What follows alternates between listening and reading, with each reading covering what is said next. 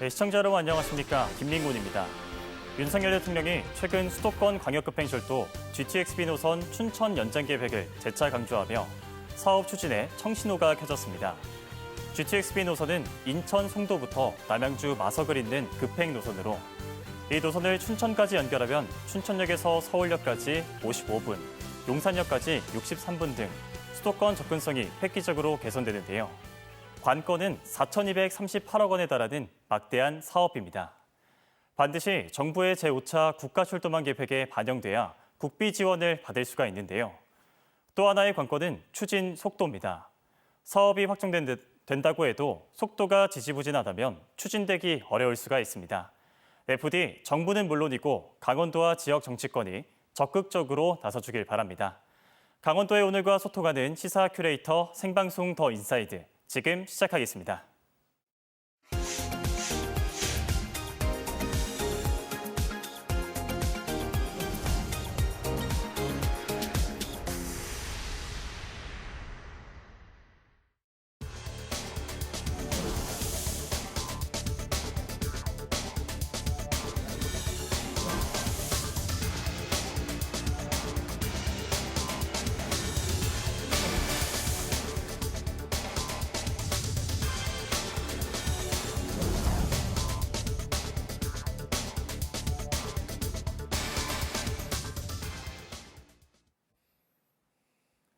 네, 생방송 더 인사이드 지금 함께하고 계신 시간, 지금 6시 43분 지나고 있습니다.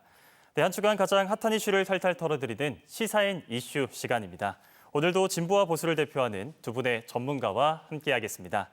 교수계의 이단아 시사계의 원조 아이돌 김기석 교수, 국회의원에서 제야의 논객으로 돌아온 정치계의 푸구나 황영철 전 국회의원님 어서 오십시오. 안녕하십니까? 네, 안녕하세요. 안녕하세요. 네, 안녕하세요. 네, 맞습니다.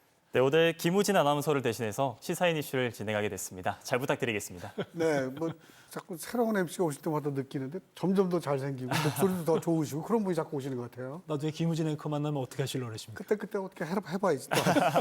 네, 고맙습니다. 네. 네, 두 분의 기대에 부응토록 하겠고요. 네, 네. 그럼 본론으로 자, 들어가 자, 보겠습니다. 네, 지역의 병원과 전국의 소아청소년과 응급의학과 등의 진료할 의사가 없다. 이런 이야기 한 번쯤 들어보셨을 겁니다. 이에 정부가 최근 국립대 병원을 지역의료와 필수의료의 중추기관으로 육성하겠다는 계획을 발표를 했는데요. 그 일환으로 의대 정원과 지역인재 선발을 확대할 것으로 보여 지역외 그리고 전국에 관심이 쏠리고 있습니다. 그래서 오늘 시사인 이슈에선 의대 정원 늘리면 지역 의료 공백 해결이 될까 이 주제로 탈탈 털어보겠습니다. 네, 최근 정부가 지역 국립대병원의 강화 방침을 밝혔습니다. 현재 공공기관으로 분류된 국립대병원의 규제를 풀고 관리 부처도 교육부에서 보건복지부로 바꾸겠다는 계획인데요. 네, 두 분은 이번에 발표된 이 정부의 방안 어떻게 보시는지 먼저 황 전 의원님께 여쭤보겠습니다. 이 문제는 그러니까 이 앞서 앵커께서 말씀하셨던 대로 네. 지역의 의료 공백 그리고 또 필수 의료 체계의 공백 네. 이런 공백들을 어떻게 메울 것이냐에 따라서 정부가 의대 정원을 확대하겠다라는 방침을 세운 거예요. 근데 의대 정원을 확대해야 되는데 그래도 지역에 있는 국립대 중심으로 확대를 해야 되겠죠. 네. 그래서 전국에 5대 빅5를 만들겠다라는 그런 원칙을 세우고서 지방의 5대 거점 국립대학 병원을 육성하겠다 이 계획입니다. 근데 이 계획이 지금까지 잘 이루어지려면 어쨌든 국립대학이기 병원이기 때문에 교육부에서 담당을 했었는데 네. 의료 체계 붕괴를 막는 여러 가지 시스템 개선을 위해서는 역시 또 보건복지부의 협업이 필요한 부분이죠. 네. 그래서 아마 빠른 시일 내에 그래도 대학병원이기 때문에 이 시스템 자체를 전체적으로 복지부로 넘기기는 쉽지 않을 겁니다. 그래서 아마도 이제 점차적으로 시행해 가면서 일정 부분 나눠서 이제 협업하는 형태로 진행이 될 것이라고 보는데요. 어쨌든 정부가 지금 이런 필수 의료 체계의 붕괴 그리고 지역 의료 체계의 붕괴를 막기 위한 개선책을 사실은 이 문제가 오래전서부터 논의가 됐었습니다만 주춤주춤하고 또 의료계와의 여러 가지 갈등 때문에 밀어붙이지 못했는데 네. 어쨌든 바꿀 건 바꿔야 된다라는 국민적 요구가 있기 때문에 이제 좀 탄력을 받고 있는 상태가 아닌가 이런 생각이 듭니다. 네, 알겠습니다. 그럼 김 교수님 어떻게 생각하시는지 네, 여쭤보겠습니다. 뭐 잘 말씀해 주셨기 때문에 제가 약간 부연 설명을 좀 해드리죠. 우선 이건 뭐 그 새로 나온 얘기는 아닙니다. 뭐 아마 국민 여러분들도 아마 뭐 어디서 들은 얘기다 그런 생각은 가지고 계실 거예요. 네. 2020년도에 우리가 코로나 위기가 이제 막 확산되던 시점에 네. 그 이슈가 됐었어요. 그래서 그때 이제 지금 현재 나오고 있는 우리가 앞으로 논의할 여러 가지 해결 방안 이런 것들이 그 해결 방안으로 추진이 됐었죠. 그랬는데 의료계가 강하게 반발을 했어요. 의사들이 파업도 막 하고요. 네. 그때는 이제 코로나 위기가 한창 확산될 무렵이었기 때문에 우선 의료계의 도움이 필요하고 하니까 결국은 무산됐었죠. 근데 기본적으로 이제 한국 사회라고 하는 것이 뭐 다 아시다시피 노령화가 되고 그 다음에 지역 소멸도 이루어지고 또 젊은이들의 가치관도 좀 변화해 가고 또 이 팬데믹이라는 게 한 번에 끝나지 않을 거다라는 얘기들도 많이 있어요. 이제 네. 그러다 보니까 앞으로 의료의 어떤 그 수요가 커질 것이라는 데 대해서는 아마 이견이 없는 것 같습니다. 네.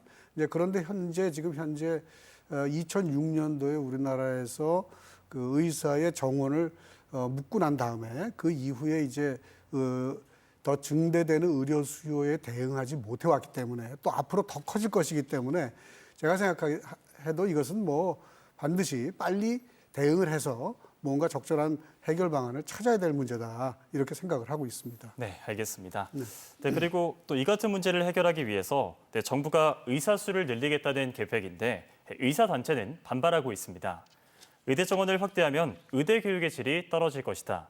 그리고 성형외과나 피부과 등의 쏠림 현상은 여전할 것이다. 이런 이유에서인데요. 이에 대해 두 분은 어떻게 생각하시는지 먼저 김 교수님께 여쭤보겠습니다. 예. 제가 이제 한번 찾아봤어요. 그랬더니 최근에 11월 달에 서울시 의사회에서 조사를 해봤더라고요. 네. 그랬더니 반대 의견이 거의 80%에 가까워요. 70%에서 80% 정도로 압도적으로 높고요. 네. 그 다음에 또 설사 찬성한다고 하더라도 지금 정부에서 추진하고 있는 1000명 그 증원은 얼마 안 돼요. 대개 300 내지 500명. 이제 과거에 그 줄였던 그 의사 정원을 묶으면서 줄였던 정도의 그 정원만 원상복귀시키면 된다라고 하는 의견이 오히려 강하더라고요. 네. 이제 문제는 반대하는 이유는 이런 거예요. 의사의 정원을 늘린다고 해결이 되겠느냐 하는 문제거든요. 그러니까 아까 황 의원이 정리를 해주셨는데 실제 문제는 뭐냐면 의사 정원이 부족한 것은 뭐 기본적인 문제인데 사실은 필요한 영역에 필요한 곳에 의사가 없는 게 문제거든요. 네. 예컨대 아까 필수 의료 말씀하셨는데 뭐 성형외과라든가 뭐 안과라든가 뭐 이런 흔히 인기 있는 피부과 이런 거요. 인기 있는 영역에는 의사가 꽤 많죠. 나만 압니다. 어떤 의미에서는 경쟁도 강하고요. 그런데 우리가 일반적으로 가장 필요로 하는 영역들, 뭐 무슨 산부인과라든지 응급의학이라든지 뭐 외과라든지 흉부외과라든지 뭐 이런 말하자면 사람의 생명을 직접 다루는 가장 필요한 영역은 이게 위험하기도 하고. 네. 예, 그런데다가 또 삶도 굉장히 어렵습니다. 여기 고생들 많이 해요, 의사들이. 그러다 보니까 안 가려고 그러는 거거든요. 이제 그래서 설사 인원을 늘려줘도 이쪽 방향으로 의사들이 충원돼서 가지 않으면 말하자면 1000명을 했는데 그 중에서 대부분이 지금 인기 있는 과 쪽으로 가버리면 실질적인 효과가 없다. 이제 그런 것이죠. 또 한 가지 아까 지역 말씀하셨는데 의사들도 결국 수도권화 되고 있어요. 그래서 의대를 나오고 난 다음에 서울이나 어떤 수도권 쪽에 사람 많은 곳에 가서 개업하고 싶어하는 의사들이 많아지는 것이거든요. 그러니까 진짜로 의사가 필요로 하는 강원도 같은 곳에는 점점 의사가 부족해지는 거예요. 1000명을 늘려주면 그분들이 고마워서 강원도로 오겠느냐 이런 문제가 있는 것이죠. 그래서 늘리는 것만이 능사는 아니다. 일단 그것이 반대 논리의 가장 중요한 논점이라고 저는 봅니다. 네, 알겠습니다. 그럼 황 전 의원님 의견 여쭤보겠습니다.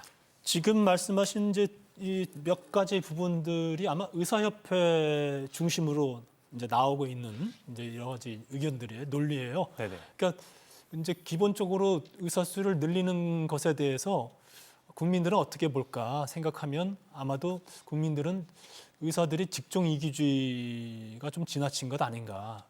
그리고 또 의사 입장에서 봤을 때는 어쨌든 의사 수가 늘어나게 되면 어쨌든 경쟁 체제 아닙니까? 네. 그렇게 되다 보면 본인들의 수입이 줄게 되고 또 여러 가지 삶의 질이 또 나빠질 수도 있고 이런 우려들이 또 궁극적으로는 거기서부터 출발이 된다고 저는 보고 있어요. 네. 그러나 어쨌든 의사 정원을 의대 정원을 늘려서 의사를 많이 배출하는 것만으로 문제가 해결될 것이냐라고 보면 그건 분명히 아닌 거란 말이에요.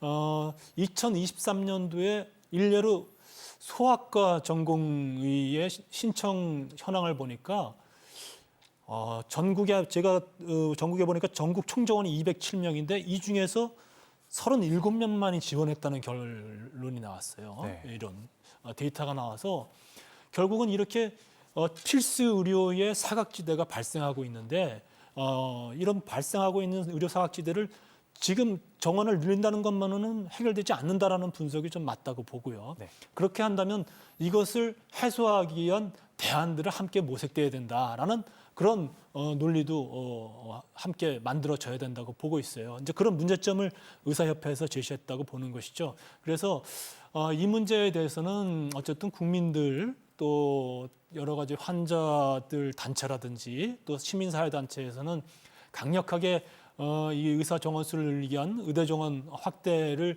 요구하고 있지만 어쨌든 사회적 타협이 이루어져야 되지 않겠습니까? 네. 그래서 이런 단체들과 또 의사 단체들과 또 정부가 함께 머리를 맞대서 좋은 방안에 좋은 어느 정도 합리적인 숫자의 증언과 또 이것을 보완하기 위한 두 가지 문제점을 보완하기 위한 대안들을 함께 머리를 맞대고 모색해야 된다. 좀 이런 주문을 좀 드리고 싶습니다. 네, 알겠습니다. 조금 저 보완 설명을 드리면 사실은 의사협회에서 반대를 하는 논리 중에 하나는 과정의 문제도 있어요. 사실 이게 2020년대에 이렇게 한번 홍역을 겪고 난 다음에 지금 현재 그 다양한 직종 직역 대표들이요, 소비단체라든가 지금 말씀하신 여러 사회 단체들이 참여하는 보건의료정책심의회 안에 네. 의사 인력 전문위원회라는 걸 두고 있다고 그래요. 그래서 논의를 계속 해왔다 그래요. 또 보건복지부하고 의사협회가 함께 논의하는 의료현안협의체라는 것도 있다 그럽니다. 그런데 하고 일체 논의 없이 어느 날 갑자기 정책이 확 그냥 발표가 돼 버렸어요. 그래서 그런 절차적인 문제에 대한 그 의사들의 불만 같은 것도 상당히 내포돼 있는 것 같습니다. 반대에는요. 네, 알겠습니다. 네, 그리고 정부는 2025학년도부터 정원 50명 이하의 미니의대와 지방 국립대 중심으로 증원하는 방안을 검토 중에 있습니다. 전국 40개 의대 가운데 소규모 의대는 총 17곳이고요. 강원도의 경우 입학 정원이 49명인 강원대와 가톨릭 관동대가 이에 속하고 있습니다. 네, 이들 대학은 적극적으로 증원 의사를 표하고 있는데요. 또한 현재 지방대 의대에선 지역 인재 특별 전형을 통해 40% 이상을 뽑고 강원과 제주만 20%를 뽑고 있습니다. 네, 황 전 의원님, 강원의 지역 인재 선발 비율 너무 낮은 거 아닌가요? 네. 어쨌든 다른 지역에 비해서 낮은 건 맞죠. 근데 왜 유독 강원도와 제주도만 그러냐? 네. 다른 지역은 40%인데 강원도와 제주도를 만약에 40%를 했을 경우에 네. 어떻게 보면은 이 의대에 입학하려는 어느 정도의 수준의 학력을 좀 수료한 정도 이런 학생들의 수요가 그렇게 많지 않겠다라는 그런 분석이 있었던 것 같아요. 네. 그러다 보니까 만약에 40%를 지역 할당제를 주더라도 이것은 아마 다 채우기 어려울 것이다. 일례로 실제로 그런 현상이 강원도 이제 모 대학에서 나타나고 있고요. 그렇기 때문에 이 문제는 뭐 꼭 다른 지역에 비해서 뭐 할당이 적다고 그래서 꼭 나쁘다고만 얘기하기는 좀 어려울 것 같은데 문제는 앞으로 의대 정원을 확대해서 지역의 의료 체계 붕괴를 막아보겠다고 한다면 결국 지역에서 거주하고 지역에서 의료 활동을 할 수 있는 그런 인력이 필요한 것 아니겠습니까? 네. 그러려면은 지역 의사 제도라든지 특단의 대책들을 새로운 대안들을 만들어야 돼요. 그렇게 만드는 과정 속에서는 지역에 있는 국립대학이라든지 지역의 의대에 지역 할당제를 포함한 지역 의사제를 확보할 수 있는 방안이 만들어져야 된다고 봅니다. 그래서 그렇게 봤을 때는 아마 그렇게 된다면은 그런 지역 의사제는 지역 할당제를 포함한 또 지역 할당제를 비율을 늘리는 형태의 대안 모색을 통해서 확보가 가능할 거라고 보거든요. 네. 그렇게 된다면 새로운 좀 대안이 좀 모색된다고 봐야 되겠죠. 네, 알겠습니다.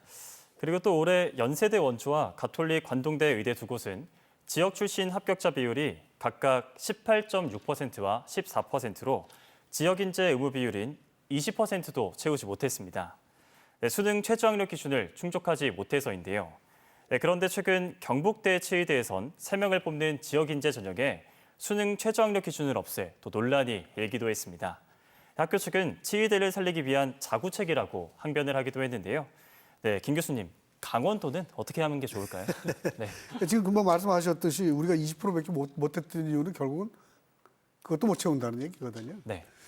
그런데 글쎄 우선 첫 번째로 그 수능 최저학력 기준을 최저 등급 기준을 없애는 거에 대해서는 저는 조금 좀 유보적이에요. 왜냐하면 그 의대라고 하는 것은 어떻든 사람의 생명을 다루는 것이고 그래서 뭐 학력이 다는 아니에요. 시험 잘 보는 사람이 뭐 공부 잘하는 것은 아니긴 한데 네. 그러나 가능하면 우수한 학생들이 의대에 가는 것이 좋다는 것은 뭐 분명한 것 같습니다. 이제 그런 측면에서 이제 그냥 그렇게 뭐랄까 그 학력 기준을 없애는 것은 정원을 채우기 위한 말하자면 고육지책이었던 것 같습니다. 네. 뭐 대개 이런 그 대학의 어떤 결정이라고 하는 것은 그 지역의 사정, 그 다음에 또 대학 자체의 사정이 있기 때문에 제가 뭐 일반적으로 말씀드리기 쉽지 않은데 아무튼 그런 고육지책으로서 한 것이긴 합니다만은 조금 뭐랄까 좀 고민이 덜 되지 않았나. 너무 우선 당장 그냥 사람 충원하는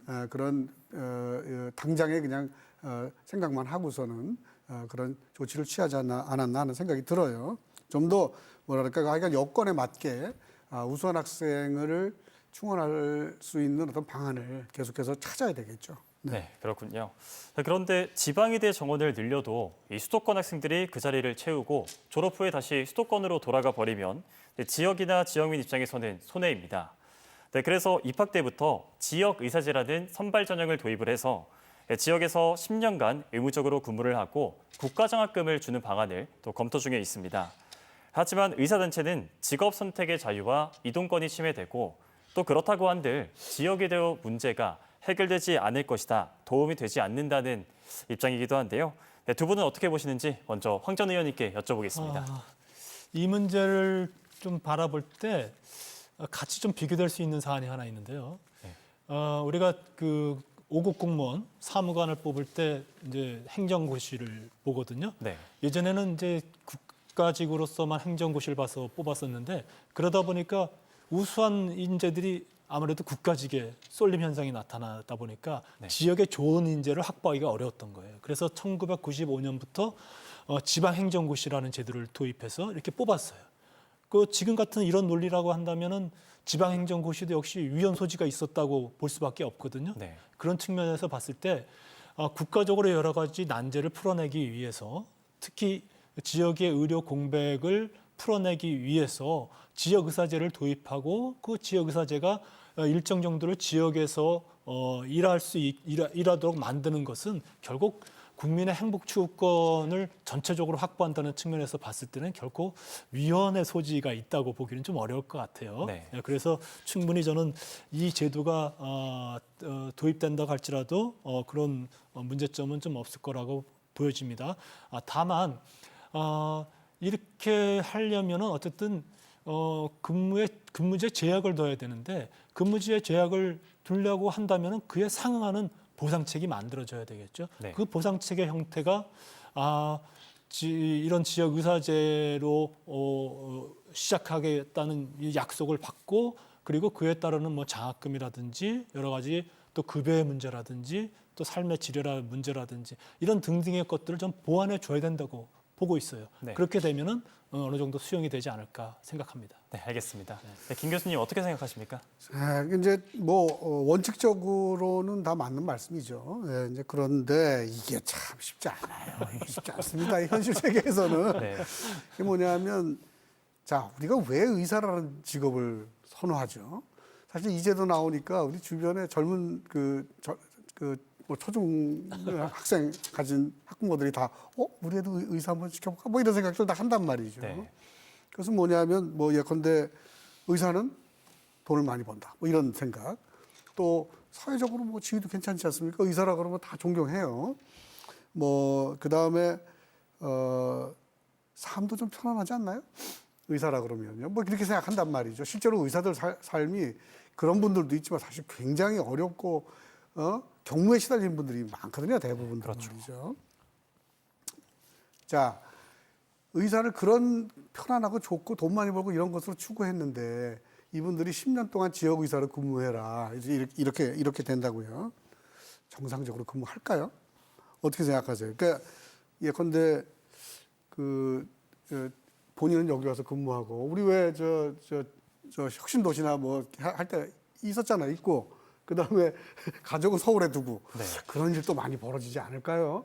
그러니까 왜냐하면 그분들이 그렇게 하는 이유는 자기 자식을 교육시키기 위해서고 또 문화생활을 즐기기 위해서고 그러니까 말하자면 수도권화 또는 지방 소멸 같은 이런 전반적인 사회적 현상이라고 하는 것이 있는 이상 뭐 억지로 여기에 있게 해가지고 본인은 뭐 주말에 서울 가고 그다음에 여기 주중에 내려와서 근무하고 이렇게 억지로 하게 할 수 있을지는 모르겠으나 네. 그분이 어떻게든지 빠져나가려고 하지 않을까요?